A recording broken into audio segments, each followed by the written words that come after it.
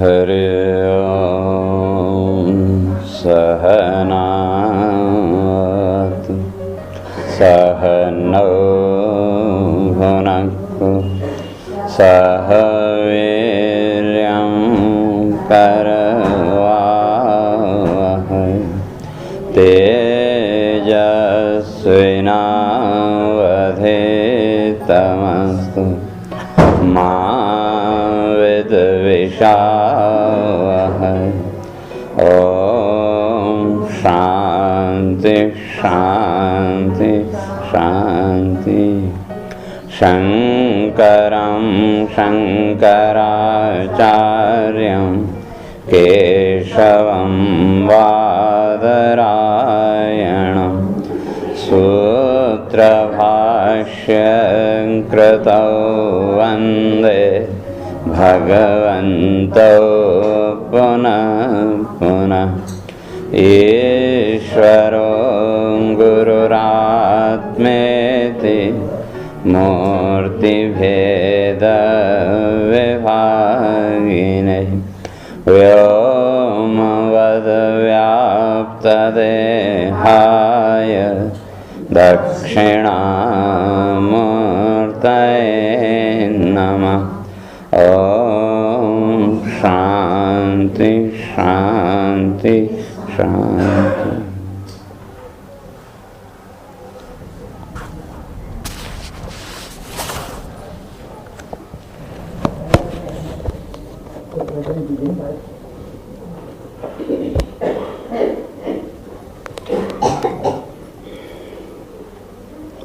ओम सत्वं विशुद्धं श्रयते भवान् स्थिरौ शरीरिणां श्रेयोपायनं वपुः वेदक्रियायोगतपःसमाधिभिः तवार्हणं येन जनः समीहते। सत्वं न चेद्हातरिदं निजं भवेत् विज्ञानमज्ञानभिदापमार्जनं गुणं प्रकाशैरनुमीयते भवान् प्रकाशते यस्य चेन वा गुणं।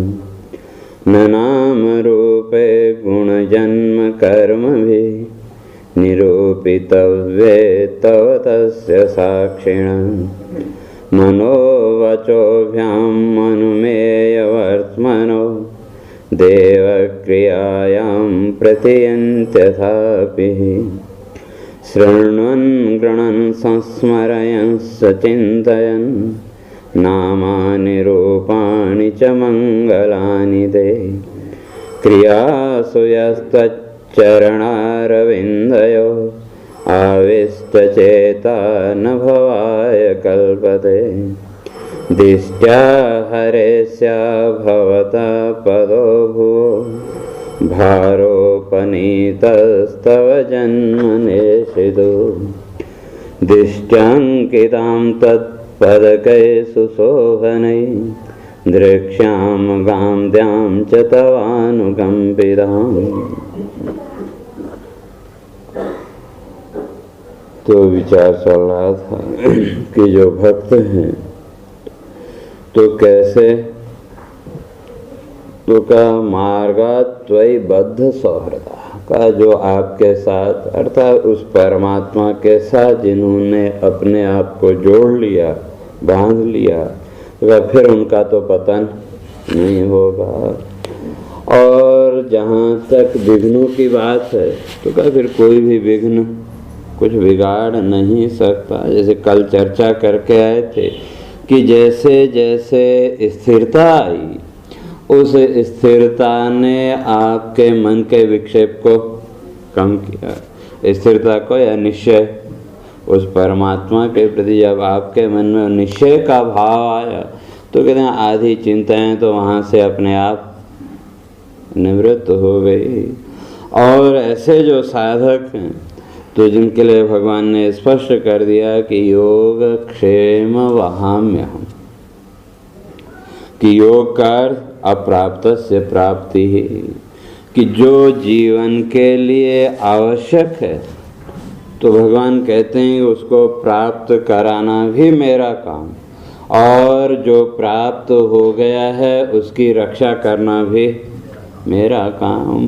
तो ये दो मुख्य कार्य, जीवन के लिए जो आवश्यक है उसको प्राप्त करना और जो जीवन में मिल गया उसको सुरक्षित रखना। अगर पूरे जीवन का विश्लेषण करके देखें तो इन दो वृत्तियों के अतिरिक्त और जीवन में है क्या? जिसकी आकांक्षा, जिसको हम जरूरी समझते हैं अपने लिए, तो उसको प्राप्त करना और जो जीवन में मिल गया उसकी रक्षा करना। और जीवन का अगर विश्लेषण करके देखें तो इतना ही।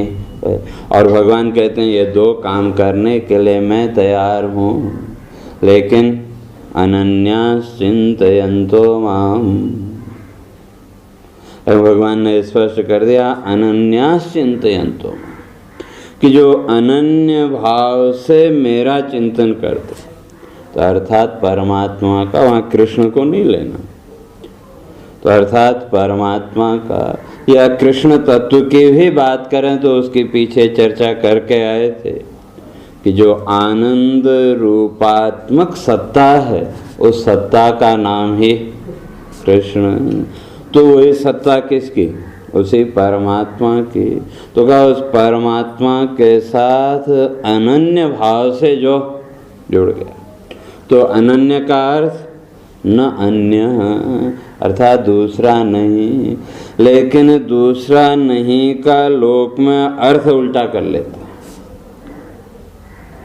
कि किसी एक देवी देवता के प्रति आपकी श्रद्धा है, वैसे तो सबके प्रति है, लेकिन विशेष रूप से किसी एक के प्रति। और हमारी संस्कृति की ये विशेषता है, हमारे यहाँ जो इतने देवी देवता ऋषियों ने बताए, तो उसके पीछे भी उद्देश्य यही है कि चलो एक के प्रति आपकी निष्ठा नहीं बनी, कोई बात नहीं, दूसरे के प्रति बनेगी, दूसरे के प्रति नहीं बनी, तीसरे के प्रति बनेगी, तो कहीं न कहीं तो आपकी श्रद्धा बनेगी। जो 33 करोड़ देवी देवताओं में किसी के प्रति तो आपकी निष्ठा बनेगी, श्रद्धा बनेगी। और जब उसके प्रति श्रद्धा का भाव है तो क्या वहीं से आपकी जीवन यात्रा आरंभ। लेकिन अनन्य का अर्थ सामान्यतया लोग क्या कर लेते हैं कि किसी एक मूर्ति आदि को या जिसके प्रति भी श्रद्धा है तो उसकी उपासना करो, दूसरे की नहीं करो। तो ये तो केवल भ्रम के अतिरिक्त और कुछ नहीं। क्योंकि जहाँ तक भक्ति की बात करें तो भक्ति का उद्देश्य है व्यक्ति के हृदय की जो संकीर्णता है उस संकीर्णता को मिटाना। तो संकीर्णता या सीमित विचारधारा जो है, तो उस सीमित भाव से ऊपर उठा करके व्यापक भाव तक ले जाना, ये भक्ति का मुख्य उद्देश्य है। तो इसलिए जहाँ सही अर्थों में भक्ति का प्राकट्य हो गया तो क्या वहाँ तो फिर ये संकीर्णता नहीं रहेगी। तो संकीर्णता यानी कि एक में ही परमात्मा को मानना और दूसरे में नहीं मानना। भगवान ऐसा नहीं कहते, वो कहते हैं अनन्य है। ये जितनी भी मूर्तियां हैं प्रत्येक मूर्ति के रूप में उसी तत्व को देखना। जैसे मैंने पहले भी स्पष्ट किया कि हम जब मंदिर में जाते हैं तो मंदिर में मूर्तियां कितनी? मूर्तियां अनेक, और हरेक मूर्ति का आकार रूप रंग सब अलग अलग, और हरेक मूर्ति के सामने सिर भी झुकाते हैं कि नहीं? हर मूर्ति के सामने सिर झुकाया, और उससे संबंधित जो भी मंत्र आदि हैं उसको भी बोलते हैं। लेकिन अपनी मानसिक स्थिति का विश्लेषण करो, अपने अंतस की स्थिति का विश्लेषण करो, तो उस समय आपका जो आंतरिक भाव है, उस आंतरिक भाव के द्वारा आप एक से जुड़े या अनेक से, बाह्य रूप में तो अनेक है, लेकिन जो भाव है वो भाव किसका है? अब चाहे ईश्वर कहो, भगवान कहो, परमात्मा कहो, तो हर मूर्ति के रूप में आप किसको देखते हैं? उसी परमात्मा को। तो मूर्तियों में भेद होने पर भी तत्व में कोई भेद हुआ क्या? तो ये अनन्यता आ गई कि नहीं? मूर्तियां अलग अलग, उनके रूप आकार अलग अलग, लेकिन जब आपने स्मरण किया तो किसका किया? उसी परमात्मा का, उसी ईश्वर का। अब भले उसको किसी रूप में आप मानते हो, वो अलग बात है। तो हर एक मूर्ति के रूप में उस परमात्मा का ही दर्शन। तो लेकिन हम लोगों की ये जो उपासना की प्रक्रिया, ये भी आधी अधूरी है। मंदिर में स्थित जो मूर्तियां हैं, उन मूर्तियों में तो हम परमात्मा को देखने की कोशिश करते हैं, लेकिन ये जितने भी प्राणी हैं ये भी क्या हैं तो मूर्तियां हैं। क्योंकि महात्माओं के यहाँ जाओ, संतों के यहाँ जाओ, कहीं कुछ प्रोग्राम हो, कुछ हो, निमंत्रण देना हो, तो ये नहीं पूछते कितने लोग हैं, ये पूछते हैं कितनी मूर्तियां हैं। तो इस तरह से विचार करके देखें तो संसार के जितने भी प्राणी हैं, जितने भी जीव हैं, वो सब क्या है? मूर्ति मात्र। और मूर्ति का महत्व कब है? जब तक हम उसमें प्राण प्रतिष्ठा नहीं करते। आप बाजार में गए किसी मूर्ति को लेने के लिए, मूर्ति वाले के यहाँ, तो उसके यहाँ तो असंख्य मूर्तियां, लेकिन किसी को नमस्कार करते हैं क्या? मूर्तियां बहुत हैं। तो वहाँ दुकान में आप किसी भी मूर्ति को नमस्कार नहीं करते। क्यों? वो केवल मूर्ति है। और उसको लेके आए, और खैर यहाँ तो नहीं, चलो बहुत भीड़ भाड़ है बस आदि में, तो बैठने के लिए भी आपके पास जगह नहीं, आपने उसका जो डब्बा था उसको बस में रखा। तो लंबी यात्रा हो तो कितनी देर खड़े रहेंगे, तो बैठना भी पड़ा। तो एक अखबार बिछाया, कोई कपड़ा बिछाया, वो जो बॉक्स था मूर्ति का, उसी के ऊपर बैठ गए। तो कोई दोष नहीं है। क्यों? केवल मूर्ति है। तो अभी तक उसके अंदर वो परमात्मा भाव या ईश्वर भाव नहीं आया। तो उस मूर्ति की जो पेटी है, जो डब्बा है, उसके ऊपर बैठने में आपको कोई संकोच नहीं हुआ। और उसी मूर्ति को जब आप लाए, आपने उसको मंदिर में स्थापित किया और विधि पूर्वक प्राण प्रतिष्ठा की, तो अब उस मूर्ति को पैर से छूने की भी हिम्मत कर सकते हैं क्या? मूर्ति तो वही है, पत्थर तो वही है, फिर ये अंतर क्यों? क्यों? जब आपने उसके अंदर प्राण प्रतिष्ठा की, तो उस प्राण प्रतिष्ठा के आधार पर उस मूर्ति में क्या आ गया? पूज्यता का भाव। इसलिए प्राण प्रतिष्ठा का विधान इसीलिए है कि बिना प्राण प्रतिष्ठा किए मूर्ति पूजा के योग्य नहीं होती। हाँ, घर आदि में भले आप वो करते हो, वो चल जाता है। क्यों? जब प्राण प्रतिष्ठा की तो उसके बाद सही अर्थों में वो पूजा के योग्य है। तो आप घर में भी पूजा करते हैं और उसके बाद जहाँ भी मूर्तियाँ प्रतिष्ठापित हैं वहाँ भी पूजा करते हैं। क्यों? कि वो शुद्धता के लिए। तो वो जो मंदिर की मूर्ति है, तो उसमें पूज्यता का भाव कब आया? जब प्राणों की प्रतिष्ठा की। या आपके घर में जो मंदिर है वहाँ भी आपने एक मूर्ति को रखा, तो उस मूर्ति में भी पूज्यता का भाव कब आएगा? जब तक हम उसमें प्राणों का आधान न करें। ठीक है, मंदिर में तो विधि पूर्वक आपने किया, लेकिन घर में जिस किसी भी मूर्ति की, जिस किसी भी फोटो की, जिसकी भी आप पूजा करते हैं, तो पूजा आरंभ करने से पहले भावनात्मक रूप से आप उसमें प्राणों का संचार करते हैं कि नहीं? जब तक प्राणों का आप संचार नहीं करें तब तक पूजा भी नहीं हो सकती। तो कहने का अर्थ ये कि ये जो मूर्तियां हैं मंदिर की, उन मूर्तियों में हमने पूज्यत्व का भाव देखा, श्रेष्ठता का भाव देखा। कब? जब प्राण प्रतिष्ठा हो गई। और ये जितनी भी चलती फिरती मूर्तियां हैं, जितने भी प्राणी हैं, तो इनकी भी महत्ता कब तक है?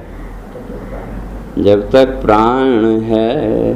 प्राण जाने के बाद भले कितना ही महत्वपूर्ण व्यक्ति क्यों न हो, कितना ही उसको आप विशेष सम्मान क्यों न देते हो, घर में कितनी देर रखते हैं? सोचते हैं कि जल्दी से जल्दी जगह खाली हो तो अच्छा है। तो ये जो चलती फिरती मूर्तियां हैं, तो इनकी भी प्रतिष्ठा कब तक? जब तक प्राण है। तो फिर इन दोनों मूर्तियों में भेद क्या है? तो दोनों ही मूर्तियां, बस अंतर इतना ही है कि मंदिर में स्थापित जो मूर्ति है उसमें हम प्राणों की प्रतिष्ठा करते हैं, और ये जो चलती फिरती मूर्तियां, इनमें परमात्मा ने पहले से उस प्राण को प्रतिष्ठित करके रखा है। बस अंतर इतना ही है दोनों ही मूर्तियां। तो जब उस मंदिर की मूर्ति में परमात्मा की अभिव्यक्ति हो सकती है, जब वहाँ परमात्मा का निवास हो सकता है, तो फिर ये जो चलती फिरती मूर्तियां, इनमें नहीं हो सकता क्या? तो कहने का अर्थ ये कि जैसे उस मंदिर की मूर्ति में हम परमात्मा को देखने की कोशिश करते हैं, अगर वही कोशिश इन चलती फिरती मूर्तियों में देखने की करें कि यहाँ भी वही परमात्मा है, तो क्या हृदय की संकीर्णता अपने आप मिट जाएगी? क्यों? जब हर एक प्राणी के अंदर आपको उसी परमात्मा की अभिव्यक्ति हो रही है, तो ऐसी स्थिति में आपका प्रत्येक कर्म क्या बन जाएगा? उपासना। क्यों? जब हर प्राणी के रूप में, हर मूर्ति के रूप में उसी परमात्मा की अभिव्यक्ति है, तो फिर किसके लिए क्या करेंगे? अपना जो अहंकार है वो तो अपने आप धीरे धीरे निवृत्त हो जाएगा। तो भक्ति का अर्थ ये कि हृदय में व्यापकता लाना, आपको एक संकीर्ण दायरे से एक सीमित उससे उठा करके व्यापक के साथ जोड़ना। ये हमारी संस्कृति की विशेषता भी है। तो पीछे में स्पष्ट किया था कि हमारे यहाँ हर उसमें हम परमात्मा को देखते हैं कि चाहे वो पौधा हो, चाहे वृक्ष हो, चाहे नदी हो, चाहे पर्वत हो। अगर पौधे की बात करें तो तुलसी का पौधा, तो तुलसी का पौधा हमारे यहाँ केवल एक पौधा नहीं है, बल्कि उसके अंदर भी हम उस परम सत्य को, उस परम शक्ति को ही देखते हैं। और अगर वृक्षों की बात करें तो बड़, पीपल, गूलर आदि ये जितने भी वृक्ष हैं, इनमें भी किसको देखा? भगवान को। और नदियों की बात करें तो गंगा, यमुना जैसी पवित्र नदियां, उनके अंदर भी उसी परम सत्ता को। और पर्वतों की बात करें तो कैलाश है, गोवर्धन आदि ये जितने भी पर्वत हैं, तो इनके अंदर भी किसको देखते हैं? उसी परमात्मा को। तो कहने का अर्थ ये कि विचार के द्वारा, चिंतन के द्वारा जिस दिन दृष्टि में ये व्यापकता आ गई, तो उस दिन भक्ति के लिए कहीं जाना नहीं पड़ेगा। तो जब हर रूप में परमात्मा है, तो हृदय में तो व्यापकता अपने आप आ ही जाएगी। तो फिर किससे द्वेष और किससे प्रेम?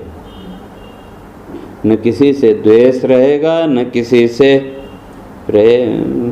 और जब द्वेष प्रेम ये कुछ है ही नहीं तो फिर किसी प्रकार का जीवन का बंधन भी नहीं बन सकता। और इसलिए स्पष्ट करके आए थे जो ऐसे भक्त हैं जिनका हृदय उस व्यापकता तक पहुंच गया तो क्या फिर उनका वे विघ्न कुछ बिगाड़ नहीं सकते। और सबसे बड़ा विघ्न तो यही आकांक्षाएं, इच्छाएं, या जैसे कल चर्चा किए थे मन, और वो मन भी तो आपकी इच्छाओं के अनुसार चलता है।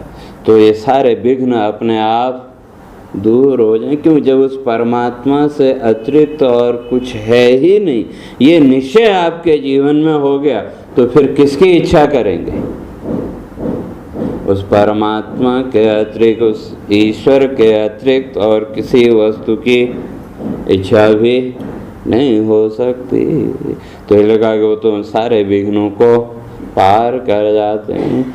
और ये जितने भी रूप धारण किए भगवान ने, तो कहते हैं ये सब रूपों के पीछे कारण क्या?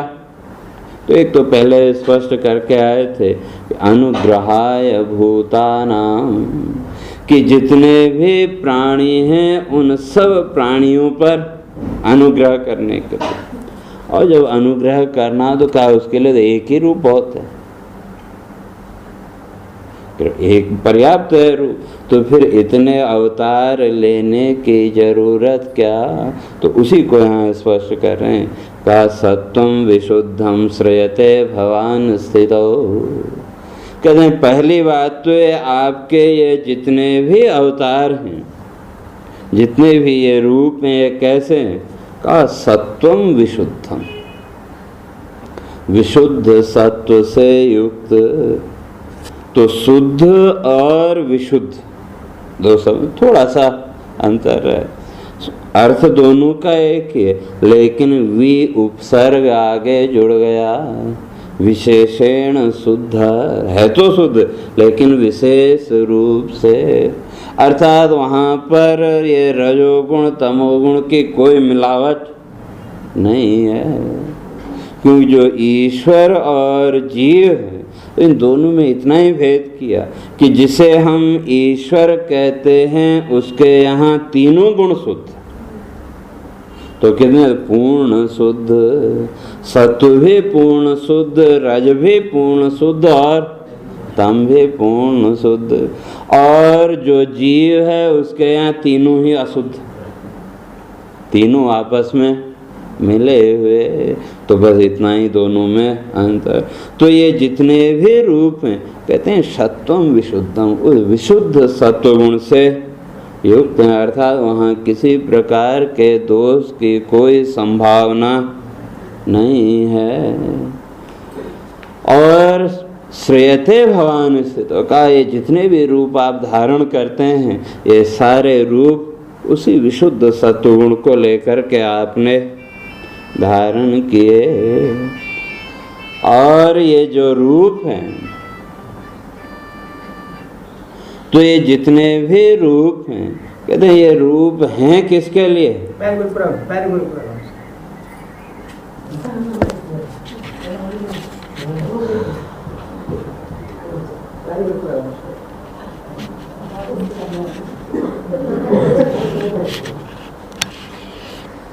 किसके लिए? तो कहा शरीरिणा, भगवान को शरीर रूपों को धारण करने की कोई आवश्यकता नहीं है, लेकिन ये जितने भी रूप धारण करते हैं किसके लिए? तो कहा शरीरिणाम श्रेय उपायनम। तो कहा जो शरीर अर्थात जो जीव हैं उन जीवों के श्रेय उपायन, श्रेय अर्थात मोक्ष।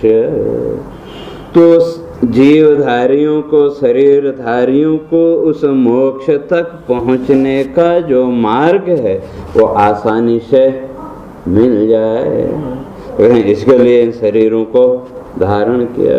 क्योंकि जो उपासना है उसके दो भेद किए, एक सगुण और एक निर्गुण। तो जो सगुण उपासना है वहाँ तो किसी न किसी रूप की आवश्यकता है, और निर्गुण तक ऐसे आप पहुँच नहीं सकते। भले वो ज्ञान की उच्च स्थिति में कोई साधक पहुंच गया हो, तब भी उसको वहां तक पहुंचने के लिए कोई न कोई आश्रय तो शुरू में चाहिए। कि बिना आश्रय के, बिना किसी नाम रूप आकार के आपकी निष्ठा नहीं बन सकती। तो इसलिए जितने भी प्राणियों का इनके निष्ठा के लिए, इनकी निष्ठा को, इनकी श्रद्धा को दृढ़ करने के लिए और अलग अलग कल्प में, अलग अलग युग में अवतार लिए। तो अलग अलग युगों में अवतार लेने का उद्देश्य भी वही है। कहते हैं वहाँ उस समय के अनुसार भगवान ने क्या की, लीलाएं की, और उन लीलाओं का जब श्रवण किया तो उस श्रवण के द्वारा हमने परमात्मा के एक रूप की कल्पना की कि जैसे मूर्तियां हैं, तो ये मूर्तियां भी क्या हैं, कहते हैं साधक की कल्पना। तो उसी तरह से जब आप कथा का श्रवण करते हैं या भगवान की कहीं चर्चा चल रही हो, उसका आपने श्रवण किया, तो उसका श्रवण करते ही, उस शब्दों को सुनते ही आप अपने कल्पना लोक में परमात्मा की एक मूर्ति का निर्माण कर लेते हैं कि तो क्यों सीधे सीधे निर्गुण तक नहीं जा सकते। इसलिए किसी न किसी रूप की कल्पना तो करनी पड़ेगी। और जितनी भी ये मूर्तियां हैं, जितने भी भगवान के रूप हैं, ये भी क्या हैं, साधकानाम उपासना सुविधार्थम। जो भी साधक हैं, कहते हैं उनकी सुविधा के लिए ऋषियों ने रूप कल्पना, इन रूपों की कल्पना की। अब उन कल्पित रूपों के माध्यम से आप कहाँ जुड़ गए, उसी परमात्मा। जैसे मंदिर में तो वो जो रूप हैं वो तो क्या है, कल्पित ही है। तो उन रूपों को तो कोई भी सत्य नहीं मानता जो विचारशील व्यक्ति है, क्योंकि एक देवी की यहाँ प्रतिमा है, मूर्ति रखी हुई है, और दूसरे किसी मंदिर में गए तो उसमें कुछ न कुछ भेद तो होगा, लेकिन फिर भी वहाँ किसकी कल्पना कर ली, उस देवी की या देवता की जो भी है। तो ये सारे मूर्तियां भी कल्पित, और इन मूर्तियों के रूप में जिस देवी देवता की आप कल्पना करते हैं वो भी कल्पित, लेकिन उस कल्पना के माध्यम से जिस तत्व के साथ आप जुड़े वो कल्पित नहीं है। वो आगे स्पष्ट करेंगे अगले श्लोक में। तो वो कल्पित नहीं है, तो फिर उसको कल्पित नहीं है तो फिर दिखना चाहिए, तो कहा नहीं, गुण क्रिया सुहु, उनके गुण और क्रिया के द्वारा हम उस रूप के साथ जुड़ जाते हैं। तो उस तत्व की कल्पना नहीं है, बाकी सब कहते हैं कल्पना मात्र। तो ये जितनी भी उपासना की पद्धति है ये भी किसके लिए, या जितने भी ये रूपों की कल्पना की, क्योंकि सीधे सीधे निर्गुण तक नहीं पहुंच सकते। तो इसलिए सगुण के द्वारा निर्गुण तक पहुंचने की जो प्रक्रिया, उस प्रक्रिया का नाम भक्ति। इसलिए भक्ति को कई शास्त्रकारों ने अलग नहीं माना। वो कहते हैं भक्ति अलग से कुछ है ही नहीं, केवल ज्ञान और कर्म के बीच का पुल है, जो आपको कर्म के बंधन से ऊपर उठा करके ज्ञान के साथ जोड़ दे, उसका नाम भक्ति। क्योंकि जो कर्म है कर्म बंधन का कारण, और ज्ञान मोक्ष का साधन। तो ये दो भिन्न भिन्न साधन हो गए। तो कर्म बंधन का साधन और दूसरी तरफ मोक्ष। तो अर्थात जीवन के दो सिरे, जैसे नदी है, नदी के दोनों छोर हैं, एक तरफ इधर और दूसरी तरफ। तो उस पार अगर जाना हो तो आपको इन दोनों सिरों को जोड़ना तो पड़ेगा। अब भले ही वो पुल के माध्यम से जोड़ें या नाव आदि के माध्यम से जोड़ें, या यहाँ जैसे पहाड़ों में और रस्सी के सहारे तो दोनों किनारों को जोड़ा ना, तो तभी तो उस पार जा सकते हैं। तो भक्ति का कार्य वही ज्ञान और कर्म रूपी ये जो दो किनारे हैं, इन दोनों किनारों को जो जोड़ दे उसका नाम भक्ति। तो इसलिए वहाँ योग वासिष्ठ में स्पष्ट किया, कहते हैं अकेले ज्ञान के द्वारा भी आप नहीं परम पद तक जा सकते, और अकेले कर्म के द्वारा भी नहीं जा सकते। जैसे उदाहरण दिया, उभाभ्याम एव पक्षाभ्याम यथा खे पक्षिणाम गति तथैव ज्ञान कर्माभ्याम जायते परमं पदम। कहते हैं एक पक्षी है, उसको उड़ने के लिए दोनों पंख चाहिए। अगर एक पंख को आप काट दो तो पक्षी कभी भी उड़ नहीं सकता। तो जैसे आकाश में गति के लिए, आकाश में उड़ने के लिए पक्षी को दो पंखों की जरूरत है, तो उसी तरह से जीव की गति के भी ये दो पंख। तो कौन सा? ज्ञान और कर्म। और जब तक ये दोनों पंख एक उससे जुड़े नहीं हो तब तक गति नहीं हो सकती। और जोड़ने वाले कौन? भक्ति। तो इसलिए जो कहते हैं कि वे ज्ञान अलग है, कर्म अलग है, भक्ति अलग है, उनका केवल भ्रम मात्र। तो जीवन में इन तीनों की ही आवश्यकता है। तो जो भी आप भक्ति करते हैं उस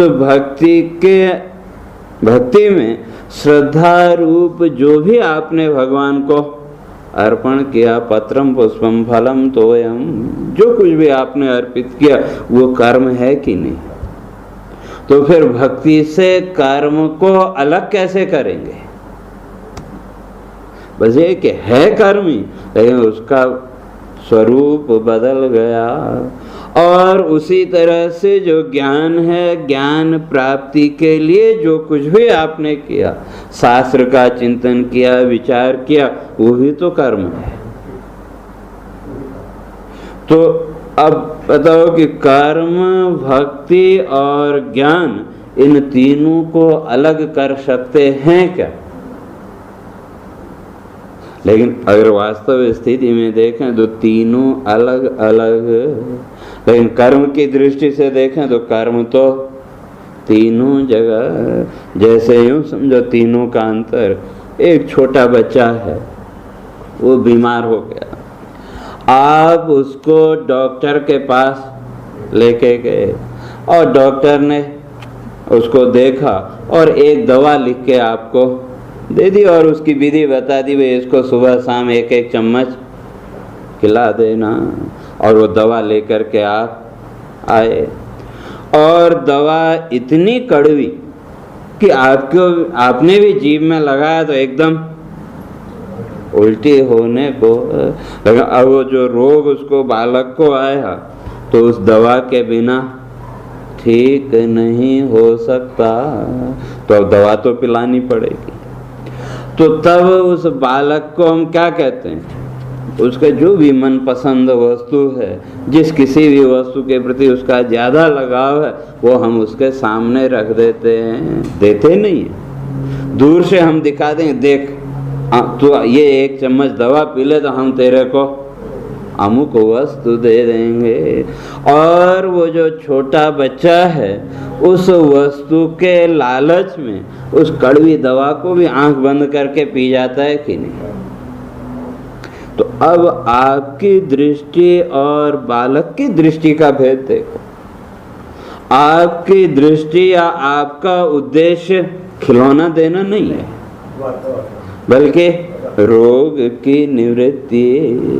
तो इसलिए उस रोग की निवृत्ति हो जाए तो उसके लिए क्या दिया? और खिलौने का या किसी वस्तु का उसको लालच दिया। तो उस लालच में बच्चे ने कड़वी दवा पी ली और 2-4 दिन ऐसे आपने उसको लालच दिया तो बच्चा उस लालच में पी गया। तो अंत में क्या हुआ? रोग ठीक हो गया। और वो जो बच्चा है उसको रोग से कोई मतलब नहीं है, उसको तो खिलौना चाहिए। तो उसी तरह से जो कर्म का विधान किया कि वे पुण्य कर्म करो, अच्छे कर्म करो तो आपको स्वर्ग मिलेगा। मिलेगा कि नहीं मिलेगा ये बाद की बात है, लेकिन स्वर्ग के लालच में ही सही कम से कम कुछ पुण्य कर्म तो करेंगे। तो जब पुण्य कर्म में प्रवृत्ति होगी तो वो तो अपना काम करेगा, चित्त की शुद्धि। और ये हो गया कर्म। तो वही बच्चा अब कुछ और बड़ा हो गया, 5, 10, 20 साल बड़ा हो गया, 10, 1 साल का हो गया, फिर उसको वही रोग हो गया। फिर आप डॉक्टर के पास लेके गए, फिर डॉक्टर ने वही दवा लिख के दी। तो अब उस बच्चे को लालच देना पड़ता है क्या? दवा तो वही है, बच्चा भी वही है, तो अब उसको लालच नहीं देना पड़ता। क्यों? अब उसकी दृष्टि बदल गई, अब उसको प्रलोभन की जरूरत नहीं है। तो अब उसकी दृष्टि जो रोग आया उस रोग को हटाने के ऊपर, तो बिना किसी प्रलोभन के चुपचाप वो दवा को पी लेता है कि नहीं, और 2-4 दिन दवा पी तो अपने आप रोग दूर हो गया। और वही बच्चा और बड़ा हुआ, 20-22 साल का हो गया, अर्थात समझदार जब हो गया, तो अब उसको पता है कि अमुक वस्तु खाने से रोग होगा, बीमारी होगी। तो पहले ही उसके लिए सावधान है कि नहीं कि अब रोग आए ही नहीं। बस इतना ही अंतर है ज्ञान, कर्म और भक्ति में। तो किसी लालच को लेकर के किया गया जो कर्म, भले ही वो भगवान की उपासना ही क्यों न हो, भक्ति जिसको कहते हैं वही क्यों न हो, अगर उसके पीछे लालच है तो वो आपको कर्म का ही फल देगा, भक्ति का फल।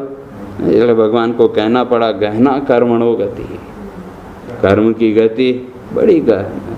तो जहाँ अपेक्षा है, लालच है कि वस्तु मिल जाए, तो उस लालच में किया गया जो कर्म है वो कभी भक्ति नहीं हो सकता, वो केवल कर्म है। अब चाहे वो पुण्य हो चाहे पाप। और जब आपको बोध हुआ कि भाई ये तो संसार एकमात्र रोग, वैसे तो कहा कि संसार क्या है, संसार में रोग है, कहा संसार में रोग नहीं, संसार ही रोग है। जिस दिन ये निश्चय हो गया आपको कि भाई ये संसार तो एक रोग के अतिरिक्त और कुछ नहीं, क्यों जब भी रोग आता है, कोई भी बीमारी आपको आए, तो बीमारी भी आपको सुख दुख दोनों ही देती है। बीमारी की अवस्था में आप हों तो कोई आपका पुराना मित्र आ जाए और थोड़ा सा हंसी मजाक आपसे करे, तो थोड़ी देर के लिए वो बीमारी भी दूर होगी नहीं, उस समय वो प्रसन्नता भी आएगी नहीं। तो वो जो मित्र आपको मिला जिसके कारण वो प्रसन्नता आई, तो उसके पीछे कारण यही रोग, अगर रोग न होता तो शायद नहीं आता। तो प्रसन्नता भी मिली और दुख भी मिला। तो उसी तरह जो संसार है उससे भी प्रसन्नता रोग, प्रसन्नता और दुख।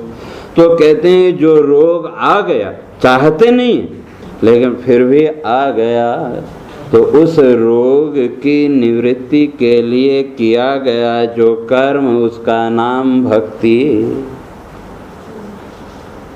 अब चाहे सामान्य उसमें सबसे बड़ा रोग तो ये संसार का सुख दुख आदि का, तो भगवान के पास भी हम जाते हैं तो किस भाव से, कहीं कहीं अंदर सूक्ष्म रूप में तो ये भाव होता है कि सुख दुख से निवृत्त हो, और सुख मिले तो कौन सा वही परम सुख की बात करते हैं।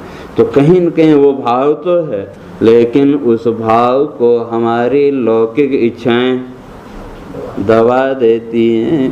तो इसलिए भक्ति करते हुए भी भक्ति का फल नहीं मिल पाता, केवल कर्म का ही फल मिलता है।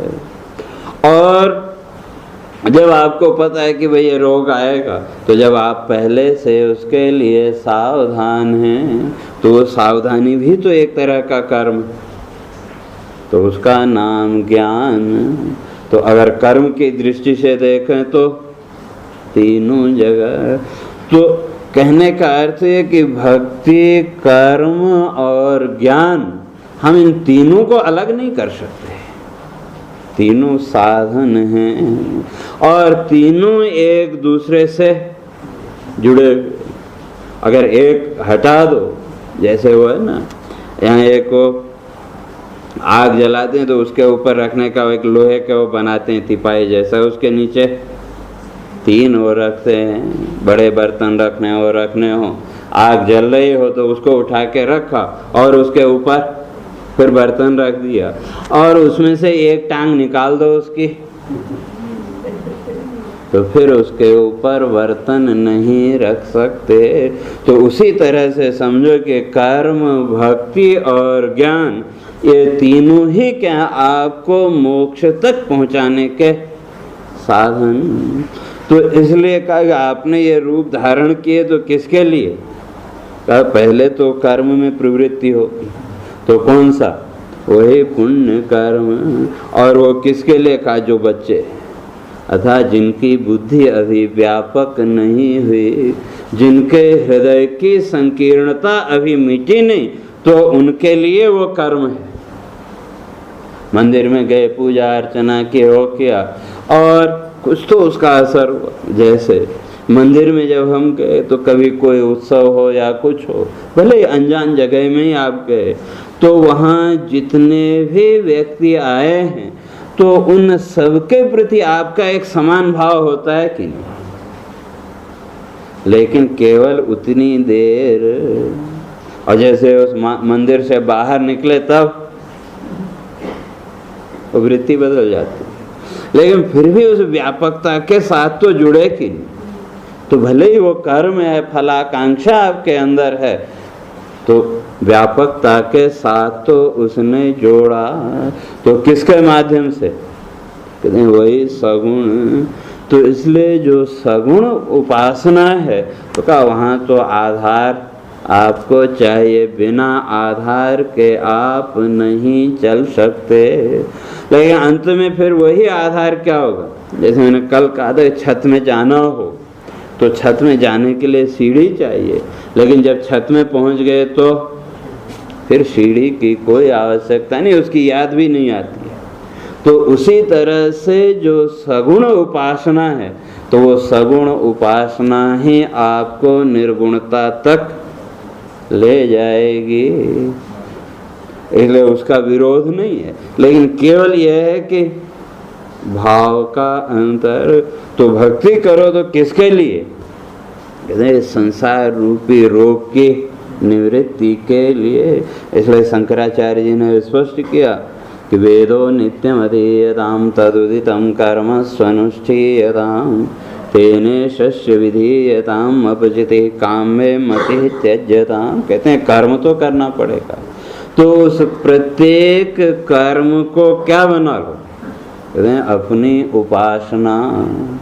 और उपासना कब बनेगी? तो काम में मति ही त्यज्यता। जब तक इन कामनाओं के साथ आपकी जो मति बुद्धि जुड़ी हुई है, तो जब तक उस बुद्धि से इन कामनाओं को मुक्त नहीं करेंगे, तो तब तक भक्ति नहीं हो सकती। तब तक केवल कर्म ही है, भले कितने ज्यादा आप क्यों न करो, तो वहाँ भक्ति का फल नहीं मिलेगा, केवल कर्म का ही फल मिलेगा। और कर्म का फल तो जीवन का भोग, और भक्ति का फल आपके हृदय के संकीर्णता को दूर करना। हृदय की जो संकीर्णता है, सीमितपन। तो अब नेपाली में क्या शब्द है संकीर्णता के लिए बताओ? एकदम सीमित दायरे में बन जाना। क्या बोलते? सांगलो सांगलो कि रास्ता संकरा हो तो उसको बोलते। तो हृदय की जो संकीर्णता है, तो भक्ति आपको इस संकीर्णता से मुक्त करके आपको व्यापकता के साथ जोड़ने का साधन। जैसे वही तिथि पर्व आदि में हम गए, किसी मंदिर में गए, किसी धार्मिक स्थल में गए, तो उस उत्सव के माध्यम से हम उस व्यापकता के साथ जुड़ते हैं कि नहीं? ठीक है, पूर्ण रूप से नहीं जुड़ पाए, लेकिन जितने लोग वहाँ हैं उतनी व्यापकता के साथ तो हम जुड़े। तो धीरे धीरे उस व्यापकता के साथ जोड़ने की जो प्रक्रिया है, उस प्रक्रिया को कहते हैं भक्ति। और जो कर्म है वो व्यापकता के साथ नहीं जोड़ पाएगा।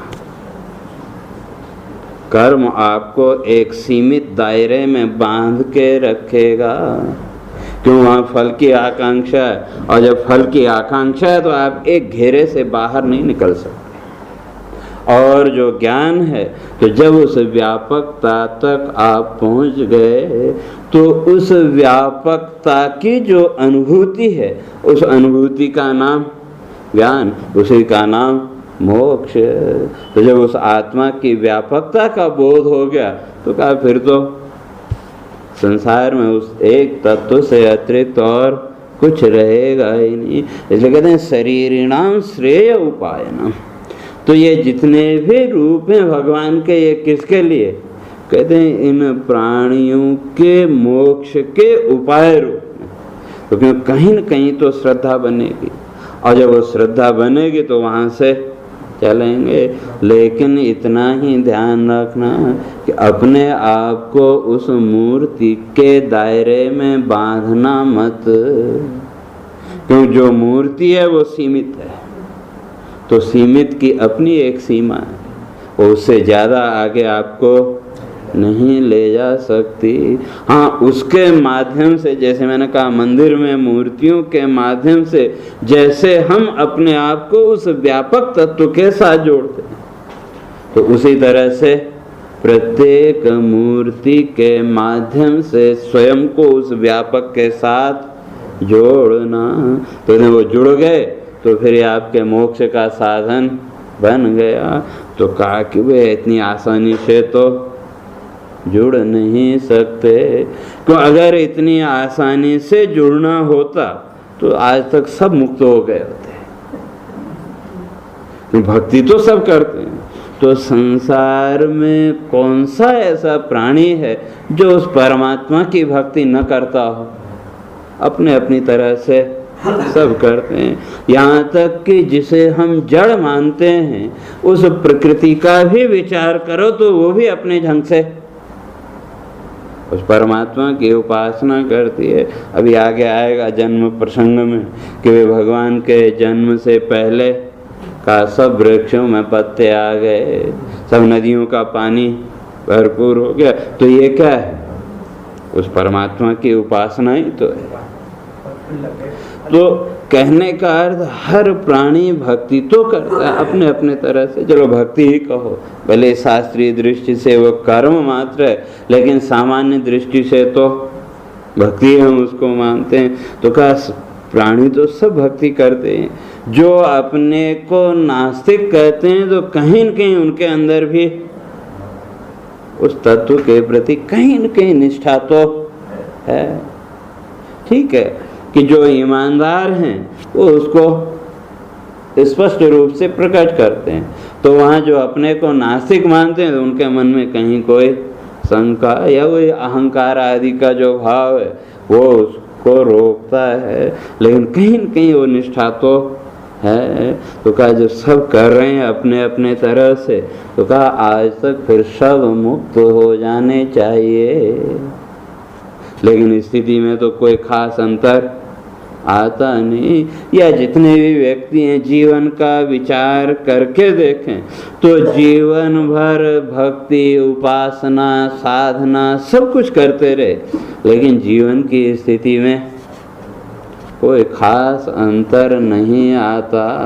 वो कारण उसका वही है कि उसकी जो प्रक्रिया है, प्रक्रिया नहीं मालूम कि भाई वो भक्ति का भाव कैसे अर्जन करना।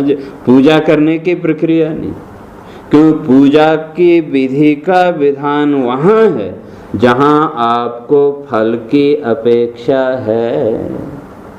अगर फल की अपेक्षा है तो पूरा विधि विधान से आपको कर्म करना पड़ेगा, और अगर नहीं किया तो मुंडक उपनिषद में स्पष्ट किया काली कराली च मनोजवाच। तो वहाँ ये जो अग्नि है इसकी 7 जिह्वाएं बताई कि अगर फल की अपेक्षा को लेकर के आप कोई कर्म करने जा रहे हो, चाहे वो हवन हो, यज्ञ हो, जो कुछ भी हो, चाहे पूजा ही हो, तो वहाँ तो आपको विधि का पूर्ण पालन करना पड़ेगा। अगर नहीं किया तो कहते हैं ये जो 7 जिह्वाएं हैं, तो ये आपने जो भी कर्म किया, अगर किसी को आहुति आपने नहीं दी तो आपका जो पुण्य प्रकट हुआ उसमें से वो अपना भाग ले लेगी और आप वही कोरे के कोरे, किया सब कुछ लेकिन मिला कुछ भी नहीं। इसलिए अगर फल की अपेक्षा है तो वहाँ विधि अनिवार्य है, लेकिन जहाँ आपकी श्रद्धा है, जहाँ आपकी निष्ठा है, तो वहाँ विधि का महत्व नहीं है। वहाँ आपने पहले फूल चढ़ाया कि पहले जल चढ़ाया कि पहले अक्षत चढ़ाया, उससे कोई मतलब नहीं है। क्यों? तो वहाँ स्पष्ट किया कि भक्ति प्रियो माधव, तो जो परमात्मा वो कैसा है, तो कहा न गुणे, वो गुणों से प्रसन्न नहीं होता। भक्त्या तुष्यति केवल, केवल आपका जो भक्ति का भाव है उस भक्ति भाव से वो प्रसन्न होता है। क्यों? भक्ति प्रियो माधव, और जो परमात्मा है वो भक्ति प्रिय। तो इसलिए बड़ी सुंदर बात कही, व्याधस्य चरणम ध्रुवस्य वयो विद्या गजेन्द्रस्य का, कुब्जाया किम वाम रूपमधिकम किम तत्सुधाम्नो धनम। कहते हैं कि वे भगवान को कुछ चाहिए नहीं, वहाँ तो केवल भक्ति मात्र चाहिए। तो कहते हैं कि वे जो कुब्जा है, तो अगर गुण की बात करें तो कुब्जा के अंदर कौन सा गुण था? अगर शारीरिक दृष्टि से देखें तो कोई भी गुण वहाँ जैसा वर्णन आता है, तो उसके शरीर का उस दृष्टि से तो वहाँ कोई गुण है नहीं, लेकिन फिर भी भगवान उसके पास पहुँचे कि नहीं? तो किसके द्वारा? उसका हृदय का जो भाव है, भक्ति का जो भाव है, उस भाव को लेकर के लिखा कुब्जाया किम वाम रूपमधिकम किम तत्सुधाम्नो धन। कहते हैं जो सुदामा है, उस सुदामा के पास धन क्या था? कुछ नहीं, लेकिन भक्ति का भाव था। क्यों? सुदामा ये जानते थे कि कृष्ण साक्षात भगवान का रूप है। इसलिए पत्नी उनकी बहुत उनको कहती रही, लेकिन कभी नहीं गए। कहा अगर मैं मांगने जाऊंगा तो भगवान के साथ जो मेरी दोस्ती है उसका अपमान होगा। लेकिन अंत में जब नहीं मानी तो गए भी डर डर के, झिझकते हुए। जो कथा तो आप लोगों को मालूम है। तो कहते हैं व्याधस्य आचरणम, वो जो व्याध है उसकी कथा भी आप लोगों को मालूम है कि वो कहते हैं एक जो व्याध है वो बेचारा शिकार करता था, अपना आजीविका उसके वही थी। तो एक दिन क्या हुआ कि उसको कोई शिकार और नहीं मिला, और वो एक पेड़ पे बैठ गया, और उसके नीचे कहते हैं शिवलिंग था, तो और वो पेड़ था बेलपत्र का। तो वो बेचारा तोड़ तोड़ के नीचे, अब खाली बैठे क्या करे, तो चलो कुछ नहीं, तो जैसे अपने भी खाली बैठे कुछ नहीं हो तो हाथ में कलम होगी तो उसी को चलाते रहेंगे, इधर उधर हो। तो उसी तरह से उसने भी क्या किया, बैठा तो था तो वो पत्ते तोड़ता रहा और डालता रहा, और वो सारे बेलपत्र शिव के ऊपर गिरते रहे। तो कहते हैं उससे वो प्रसन्न हो गए। और ध्रुवस्य वयो, कहते हैं जो ध्रुव है तो उसकी अगर आयु की बात करें तो आयु कितनी थी? 5 साल, लेकिन उसको भी भगवान ने दर्शन दिए। और विद्या गजेंद्रस्य का, वो जो हाथी है जिसका सिर कट के कहाँ पहुँच गया? गणेश जी के मस्तक के ऊपर। तो अगर विद्या की बात करो तो हाथी के पास कौन सी विद्या थी? लेकिन वो जो भगवान विष्णु की माला उसके गले में पड़ी तो उसके स्पर्श मात्र से उसका जो भक्ति भाव था वो प्रकट हो गया। और यादव पते उग्रस्य किम पौरुषम, कहते हैं उग्रसेन का पुरुषार्थ की बात करें तो उग्रसेन का कोई पुरुषार्थ था क्या? कंस ने उठा के जेल में बंद कर दिया, लेकिन कंस को मारने के बाद सबसे पहले भगवान कहाँ पहुंचे? सबसे पहले उग्रसेन को मुक्त किया, बाद में माता पिता को। तो कहते हैं फिर उनके कौन सा पौरुष था? तो इसलिए भक्त्या तुष्यति माधव, तो इसलिए परमात्मा तो केवल उस भक्ति भाव से ही संतुष्ट होता है, लेकिन वो भक्ति कैसे करनी है वो तो पता होना चाहिए। भक्ति तो अपने अपनी तरह से सब कर रहे हैं, तो उसकी विधि यहाँ बता रहे हैं। का वेद क्रिया योग तपः समाधि भी, कहते हैं ये 4 प्रक्रियाएं। तो कहाँ तक पहुँचने के लिए? उपका श्रेय उपायन, श्रेय अर्थात मोक्ष के उपाय के रूप में वो जो प्राणी हैं, वो जो शरीरी हैं, तो कहा आपकी उपासना करते हैं, भक्ति करते हैं। और उस भक्ति की 4 विधियां यहाँ बता रहे हैं। तो भगवान ने नवधा भक्ति या और शास्त्रों में नवधा भक्ति की बात की, लेकिन यहाँ कहते हैं नवधा भक्ति कहो या ब्रह्म व्यवहार तो पुराण में तो और ज़्यादा बढ़ा दिया। लेकिन ये जितने भी प्रकार का इनका जो मूल है वो 4। तो क्या क्या कहते हैं? वेद, क्रिया योग, तपः समाधि भी। तो यहाँ 4 वर्ण और 4 आश्रमों का संकलन इन 4 वाक्यों के द्वारा। तो कहते हैं वेद शास्त्र, तो इसमें सबसे पहले क्या चाहिए? शास्त्र ज्ञान। और जब वो शास्त्र को पढ़ा तो कहा उसके बाद क्रिया योग, और फिर तपः समाधि भी। जो अपने यहाँ 4 आश्रम हैं, ब्रह्मचर्य, गृहस्थ, वानप्रस्थ और संन्यास, इन 4 के लिए अलग अलग विधान है। तो वो विधान भी किसके लिए? अंत में उसी मोक्ष तक पहुँचने के लिए। और उसी तरह से जो 4 आश्रम हैं, ब्राह्मण, क्षत्रिय, वैश्य और शूद्र, तो उनका भी यहाँ विवेचन किया। कहा ये 4 आधार हैं। तो इसलिए सबसे पहले शास्त्र ज्ञान, और उसके बाद उस शास्त्र ज्ञान के आधार पर क्रिया में प्रवृत्ति, और फिर होते करते 50 वर्ष बीत गए तो कहते हैं इस 50 वर्ष के अनुभव के आधार पर फिर वानप्रस्थ तपस्या का क्षेत्र, और फिर अंत में का समाधि भी। तो ये 4 मूल आधार। तो किसके लिए? कहते हैं श्रेय उपायनम। और इन 4 के द्वारा का लोग क्या करते हैं? आपकी उपासना करते हैं, आपकी भक्ति करते हैं। तो किस तरह से? तो उसकी चर्चा अपने फिर कल करेंगे। और सीधे होके बैठे। हरे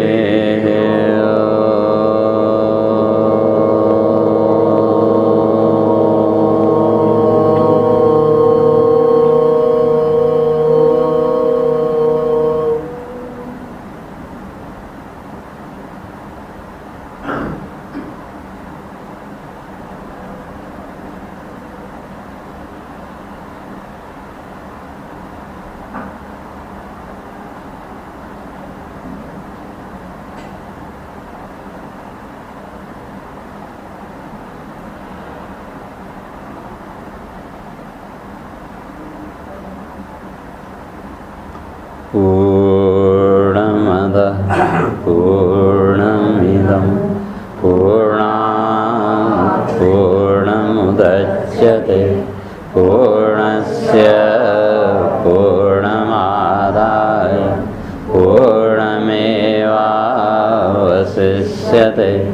ॐ शान्ति शान्ति। शङ्करं शङ्कराचार्यं केशवं बादरायणं सूत्रभाष्यकृतो सूत्रभाष्यं कृतौ वन्दे भगवन्तौ पुनः पुनः। ईश्वरो गुरुरात्मेति मूर्तिभेदविभागिने व्योमवद्व्याप्तदेहाय दक्षिणामूर्तये नमः। ॐ शान्ति शान्ति शान्ति।